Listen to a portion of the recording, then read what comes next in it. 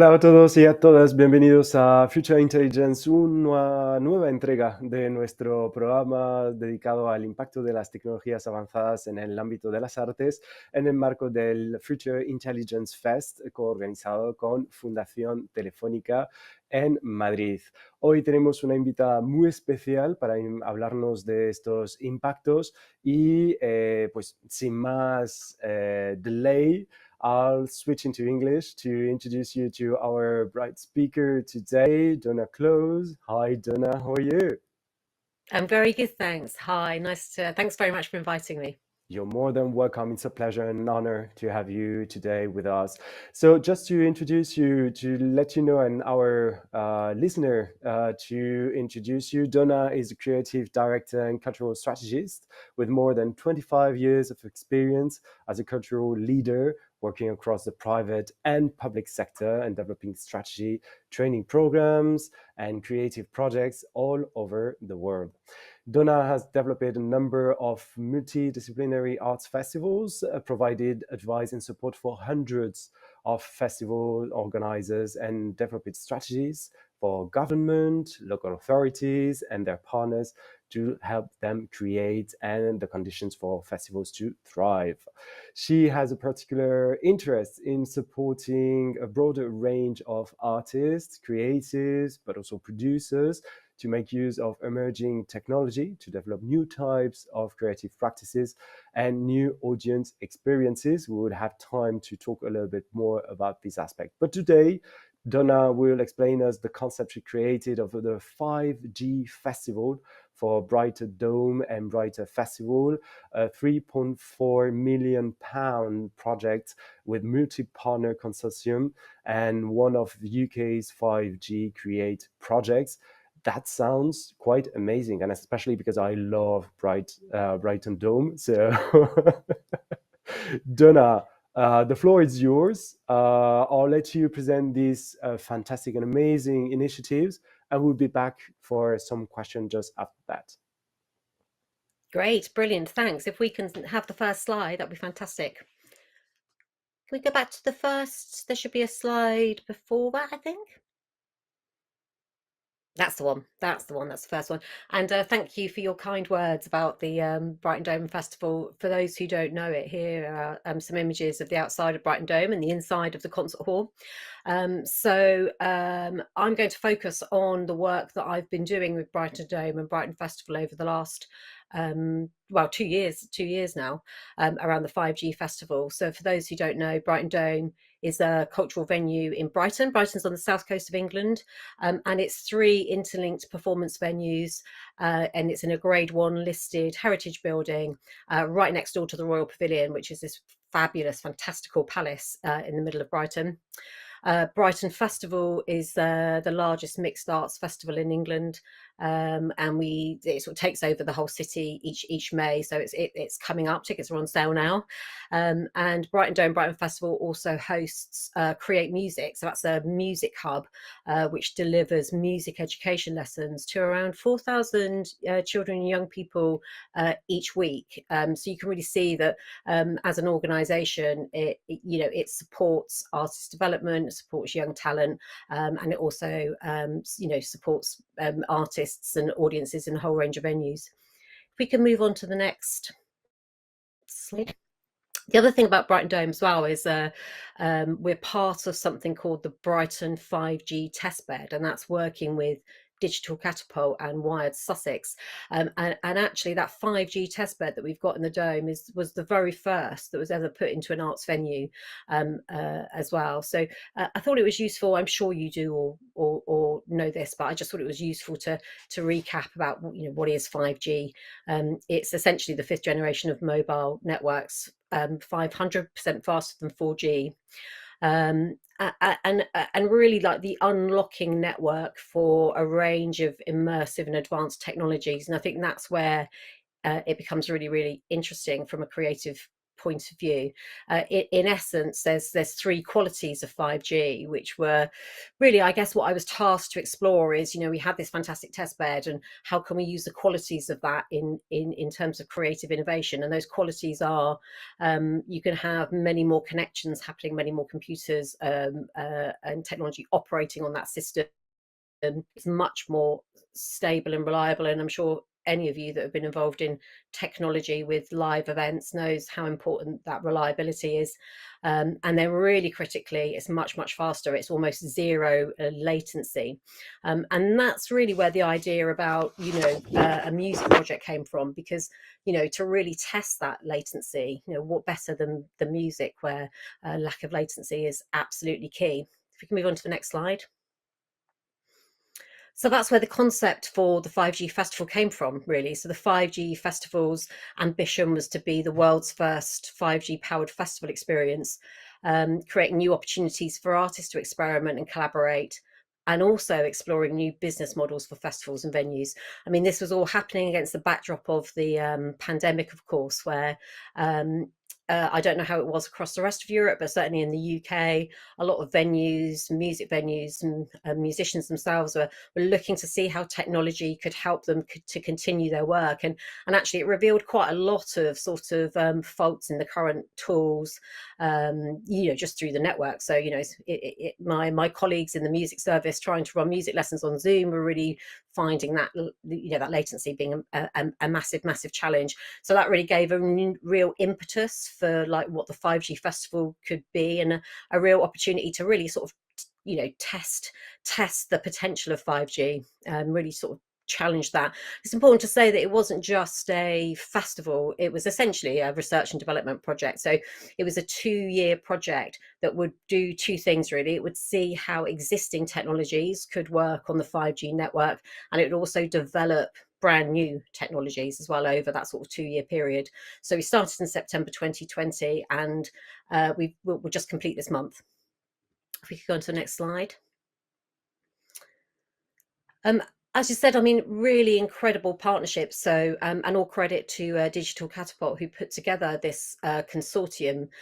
You'll see that it's companies large and small. So, from massive global entertainment companies like Warner Music Group, to very small creative SMEs like Matavision and Audiotonics, to sort of the Metropolis, which is incredible music studios in London. And then, of course, us as an arts charity based in London. So a lot of, mostly commercial partners, and then ourselves and the Digital Catapult as essentially the research partners. We also had a whole set of advisory organisations on it as well. So really sort of diverse group and representation from all parts of the sort of music industry and the events industry. What we thought was important was to understand like the application of it, the business case, alongside the creative and technical development. Just through the partnership and through those 2 years of meetings, there's been a lot of knowledge exchange. I mean, it's had its challenges. All of these organisations come from quite different places in terms of what they want to achieve, but actually through that and working through that, it's been a real positive learning experience for everyone involved. If you go to the next slide. So the way that we constructed the project was as 3 interlinked use cases. Use case 1, which was around remote artistic collaboration, so how artists in different physical locations could play together in sync and in time. The second use case was the virtual festival. So that was about new types of immersive experiences that audiences could see from at home using VR and their mobile phones. And then the third use case was the hybrid festival. So that was around blended live digital hybrid music performances, and really, I guess, understanding how the technology could work from a venue and festival point of view. The showcase was conceived as something that would bring all 3 use cases together and show them all simultaneously. Brighton Festival, we led on the use case 3 and the showcase, working really closely with our partners, of course, but also our in-house production team, and really critically with artists and creatives. If you could move on to the next slide. Really wanted to stress that this was our approach right from the start, was that, like, actually, for this to have any purpose or meaning, it's really important that we embed artists and creatives in the project right from the start. So actually, those partners have been on a journey with us all the way through it. So and the three independent arts creators that we brought in were Make Amplify. So they're an artist-led company based on the south coast of England, who use technology, projection, AR, and choreography, mass choreography in their work, and really committed to engagement, particularly with young people in their work. Driftwood Productions, they're a video and film company that they make original films, often working with musicians. They do live streaming, and the company's led by Nick Driftwood. He's an ambassador for Panasonic, and through that role, he does quite a lot of work with testing new camera technology, so really understands, the technology behind the cameras as well. And then Kojo Samuel was our musical director. He's extraordinary musician, obviously in his own right, but as a musical director, he's worked with the likes of Stormzy, Dave, Jessica Lynn, and many others, too many to mention. And they were with us through that whole journey. So I said it was a 2-year project. In terms of the sort of practical aspects, we had 3 trials. In March, we began to explore how we could use the VJ technology to compensate for the video latency. So even though 5G, we were confident that 5G would address the audio latency, video is a completely different thing altogether as well. So we needed to find a sort of creative compensation for that. So this is why we brought in a VJ. And we had tested the technology over just 2 different spaces within Brighton Dome, and you'll see that first image there is from that March trial, just playing around with different ideas. And then in June we introduced a new venue, so we brought online the Metropolis Studios in London, and then we still had 2 spaces in Brighton Dome, 2 sort of spaces where the artists couldn't see each other. So we actually had some more musicians working together across 3 different spaces. We introduced more cameras and more projectors, started playing around with lighting design.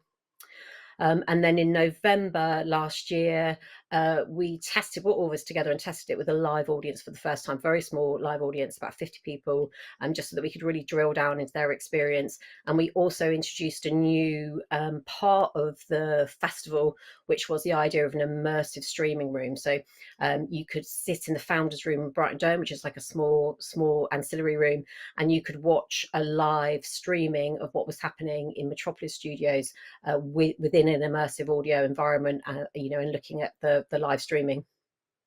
If we can go on to the next slide.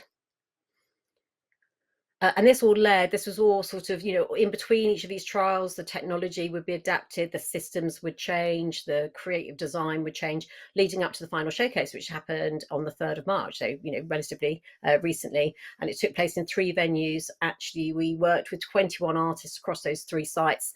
3 venues were Brighton Dome as the centrepiece, and then the Blue Room at the O2, and the Metropolis Studios in London. And we had an audience, again, quite a small audience, because we really wanted to make sure that we could evaluate their experience of it and have a conversation with them afterwards, of around 1,000 people in venue, and then many, many more watching the online stream. There was a whole range of different instrumentations used as well. So we had a string quartet, drums, percussion, keyboards, vocals, guitars, all that sort of stuff spread all across those 3 venues. Go to the next slide. Here are some of the images from the show. There will be a film that's just being developed at the moment that will be out soon. So watch this space for that. You can see here on the main stage of the concert hall, that's Newton Faulkner and the artists on stage in the Brighton Dome, and they're being joined by a bassist and a guitarist and percussion from Metropolis in the Blue Room.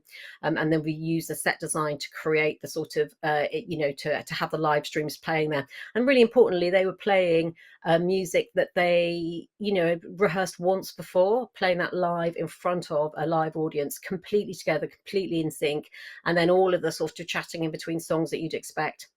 The edited stream from all those venues was also live vision mixed by Driftwood and sent out to the online audience via a specially built app. And all of the audio and video channels were transmitted across the venues via a common service platform. So it was designed by Matavision, and that was a platform that would serve all 3 of those use cases. Go to the next slide. I mean, as I'm sure you all know, and certainly my experience is some of the sometimes the most exciting things about being at festivals is the things that are happening on the other stages, the alternative stages. So we thought it was really important to have a genuine alternative stage as part of the 5G festival.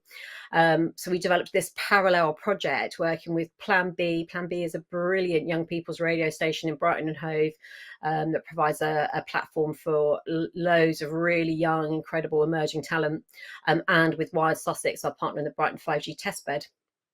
And what they did was they created a virtualized version of 4 iconic Brighton music venues rendered in Moz hubs. So those venues were the Green Door Store, the Hope and Ruin, St George's Church, and the Brighton Spiegel Tent.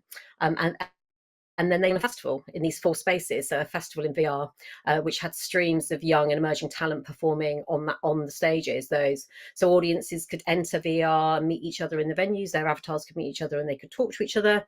And then we also had a physical hub in the Dome as part of the 5G festival, so that people who may be a bit nervous about VR could come in and just experience it for themselves. And there was also the option of having a sort of live stream of this as well, so you could just watch it if you didn't want to be an avatar there.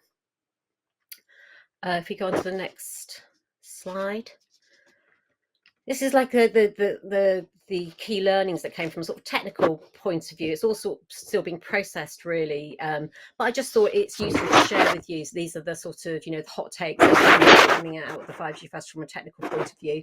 Essentially, the audio latency was much better than anyone ever anticipated, and that was discovered quite early on in the trials, and because of that, it meant that we could test stereo with immersive and see what gave the best results, and actually immersive audio systems really did perform better for both the artists collaborating with each other and with the audiences. So people were much more tolerant of a bit of latency problems if it was an immersive mix, and that was using the Audiotonics' Clang system, and also it meant that artists, when they were collaborating, could get to sort of create their own immersive mixes when they were making music together or rehearsing, which they definitely enjoyed very much. We also found that it was possible to have many more channels of audio and video than anticipated, which meant that we could involve more artists. We originally were only going to have 9, and we ended up with 21 because the technology allowed us to do that.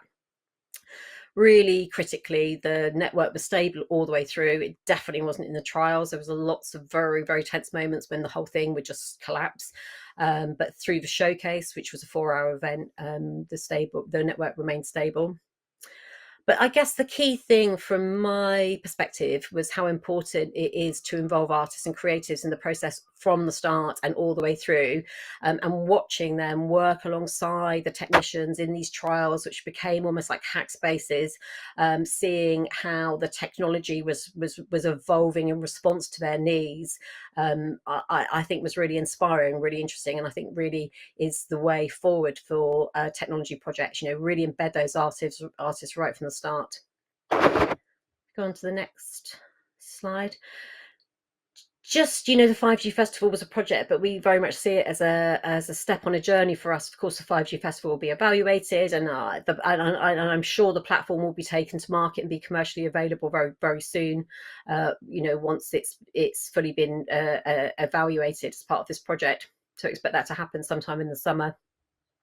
In terms of some of the other things that have come out of it, we're now working with O2 Virgin Media, one of the partner that we particularly connected to really strongly. Obviously they run venues all over the country as well. So it was a really good partnership, and they're going to install a public 5G network into Brighton Dome so that we can really look and drill down into some other areas of interest for us. The music education, how can this technology be used to facilitate that, particularly in terms of the environmental challenges of delivering music education across a massive region.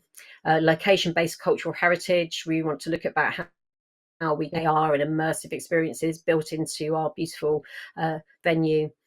Accessibility, in terms of accessibility technologies for live events, how can 5G help us with that?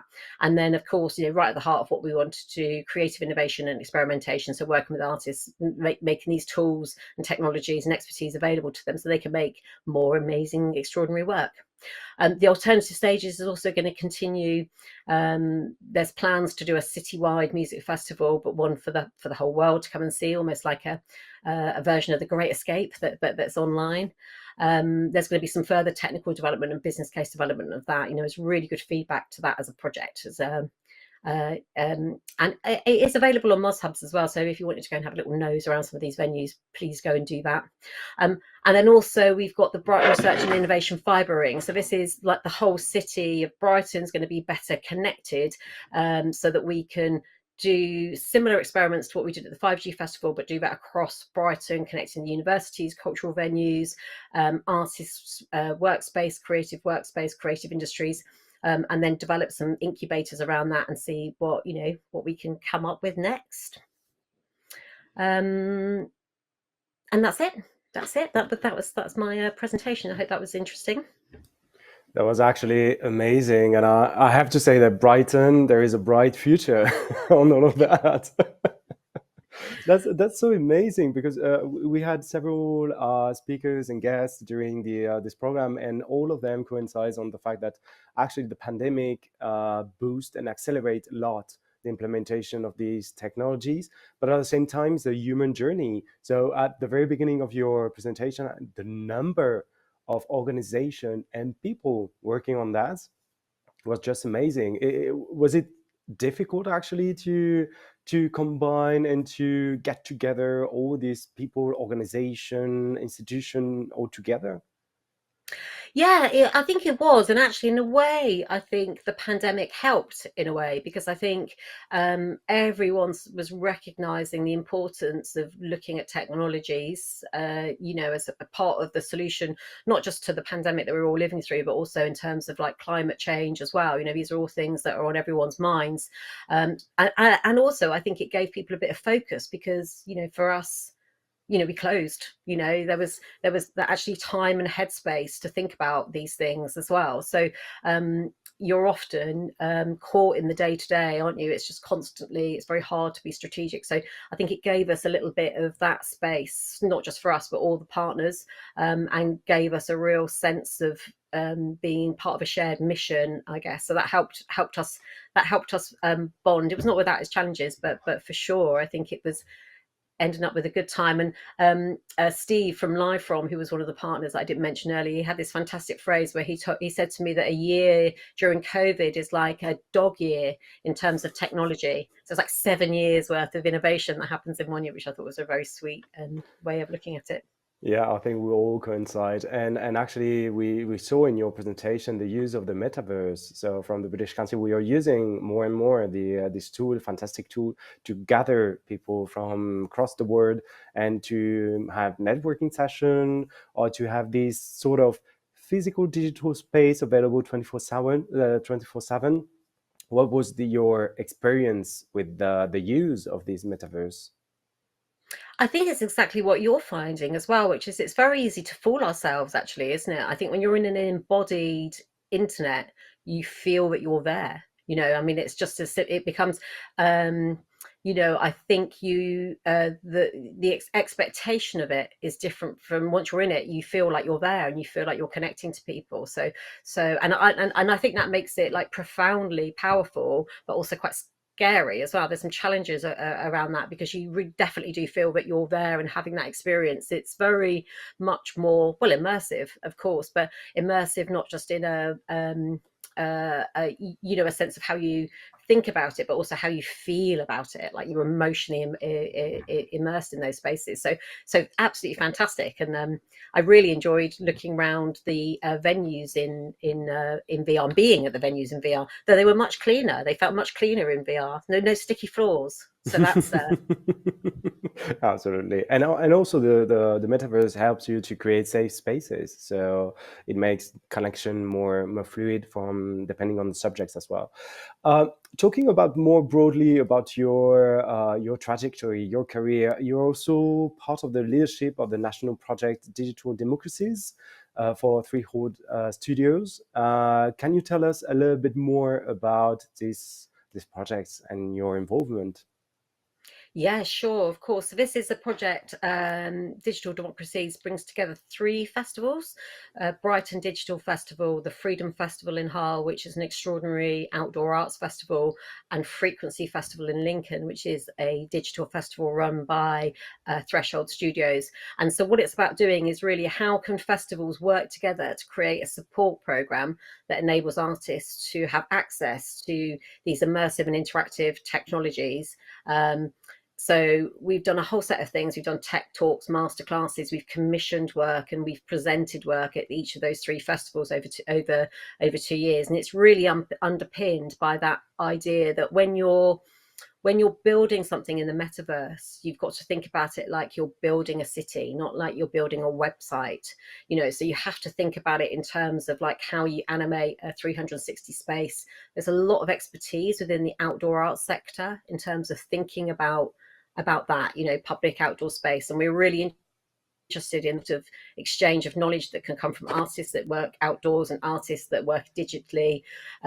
Also, tech has got a diversity problem, and actually by coming in from the arts way, that's a really good way of trying to diversify the people who have access to these tools and technologies as well. So it's been a great project. It's really good. We've commissioned about 9 or 10 pieces of work.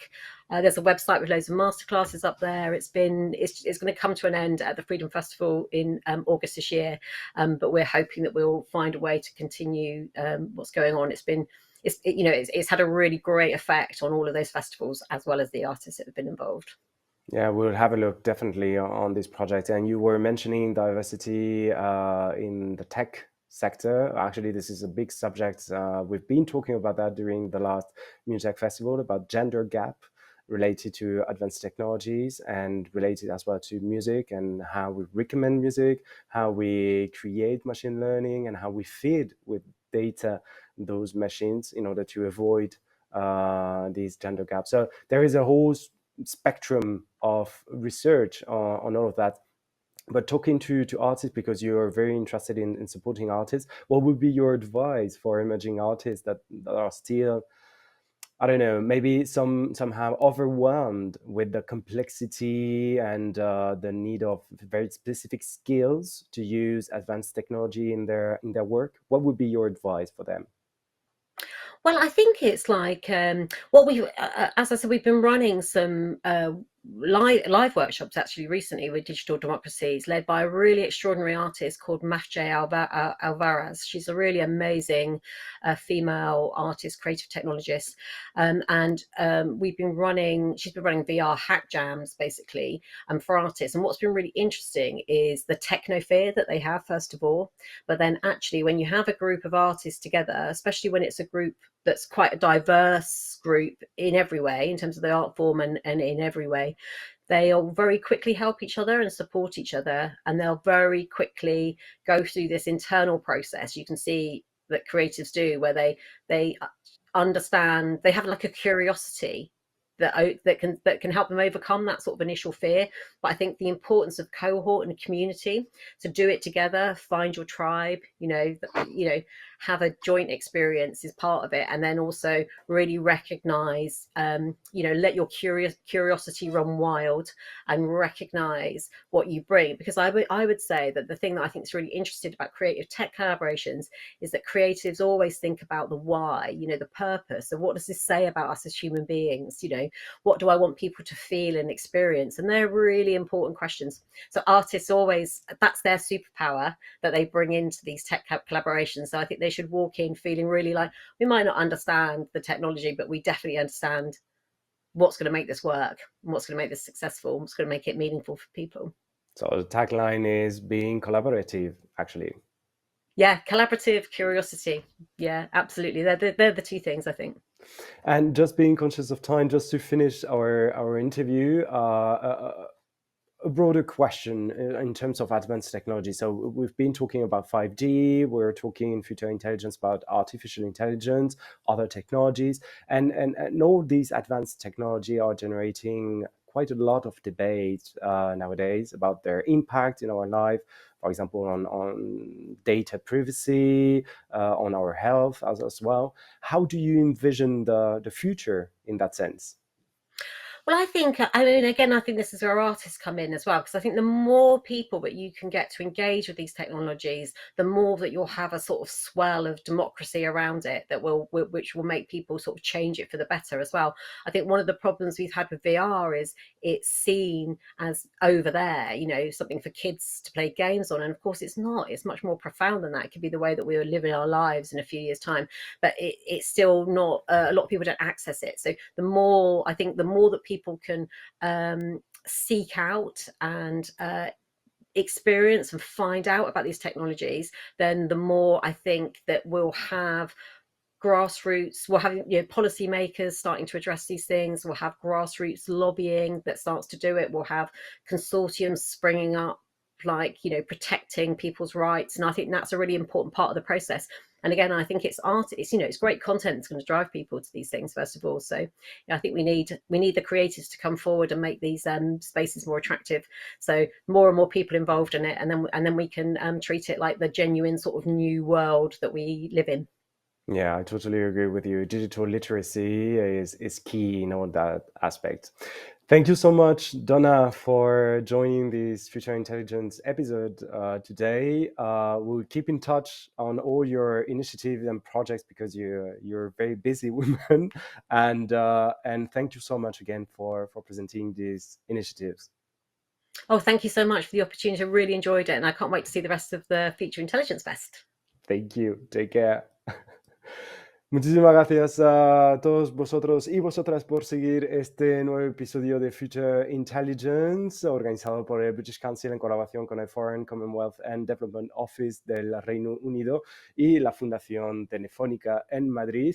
Tenéis más información sobre nuestras actividades en nuestra página web, en los www.britishcouncil.es, y os mantendréis, por supuesto, al tanto de todas esas actualidades sobre tecnologías avanzadas en las artes a través de nuestros boletines, así que podéis suscribiros sin falta. Nos vemos pronto. Take care. Chao, chao.